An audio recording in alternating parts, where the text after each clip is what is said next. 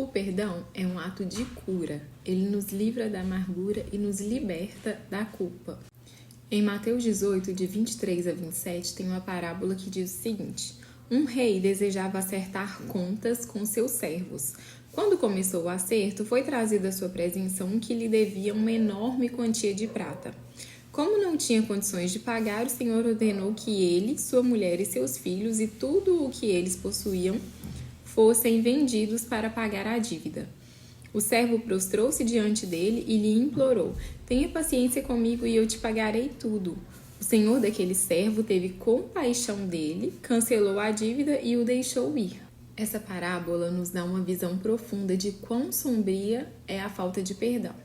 Se coloque no lugar desse servo, imagine como é você se colocar diante do rei e não ter condição de pagar a dívida. Se imagine totalmente desamparada, desesperada, diante do rei, tendo que pagar a dívida e precisando implorar por misericórdia, sem saber se ia ser perdoada pela dívida ou se teria que viver o resto da vida para tentar pagar essa dívida.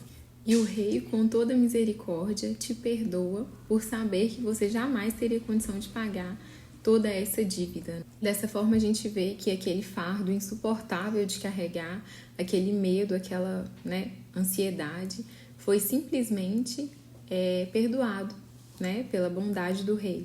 E a parábola seguindo diz que esse mesmo servo que foi perdoado pelo rei, quando se depara com um servo que o deve também, ele não tem a mesma atitude de perdão. Ele condena o servo que o devia e aí ele sofre uma punição, que muda toda a vida dele, na verdade acaba com a vida dele. Que o rei que o perdoou descobre que ele não foi compassivo do servo dele e acaba desfazendo esse perdão, deixando de perdoá-lo. E quando o rei descobre, em Mateus 18, 32 e 33, ele diz assim, declara assim: servo mau, cancelei toda a sua dívida porque você me implorou. Você não devia ter tido misericórdia do seu conservo como eu tive de você?